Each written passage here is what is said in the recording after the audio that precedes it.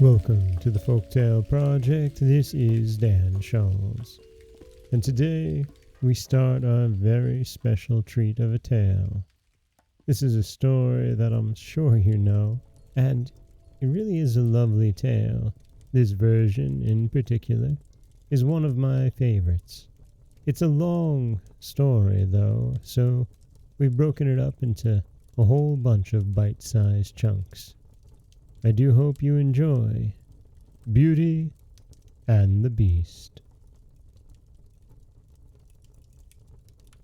Once upon a time, in a very far-off country, there lived a merchant who had been so fortunate in all his undertakings that he was enormously rich. As he had, however, 6 sons and 6 daughters, he found that his money was not too much to let them have everything they fancied, as they were accustomed to do. But one day a most unexpected misfortune befell them.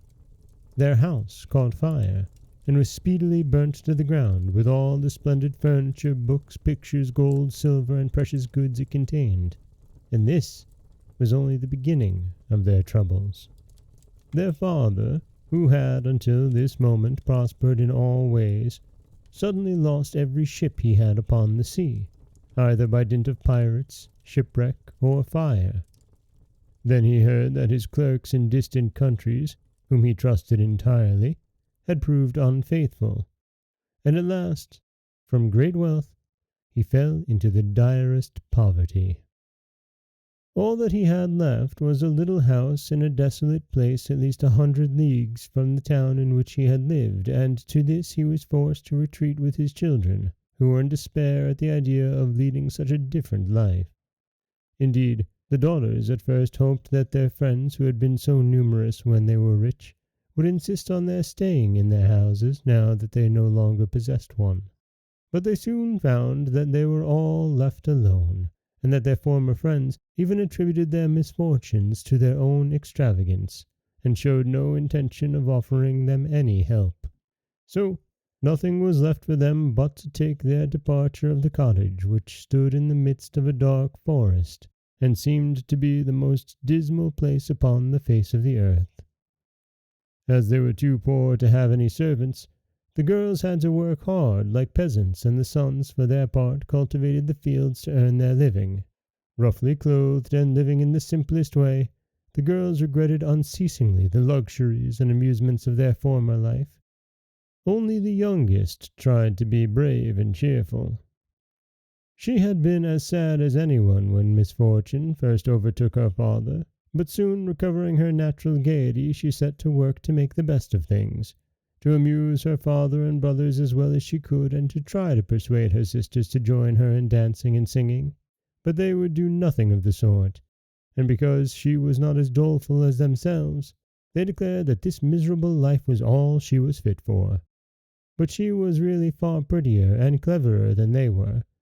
Indeed, she was so lovely that she was always called Beauty. After 2 years, when they were all beginning to get used to their new life, something happened to disturb their tranquillity. Their father received the news that one of his ships, which he had believed to be lost, had come safely into port with a rich cargo. All the sons and daughters at once thought that their poverty was at an end, and wanted to set out directly for the town. But their father, who was more prudent, begged them to wait a little, and, though it was harvest time, and he could ill be spared, determined to go himself first to make inquiries.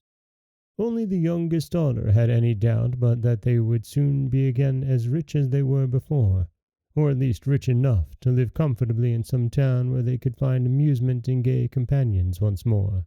So they all loaded their father with commissions for jewels and dresses which it would have taken a fortune to buy. Only Beauty, feeling sure that it was of no use, did not ask for anything. Her father, noticing her silence, said, "And what shall I bring for you, Beauty?" "The only thing I wish for is to see you come home safely," she answered. But this reply vexed her sisters, who fancied she was blaming them for having asked such costly things. Her father, however, was pleased. But as he thought that at her age she certainly ought to like pretty presents, he told her to choose something. "Well, dear father," she said, As you insist upon it, I beg that you bring me a rose.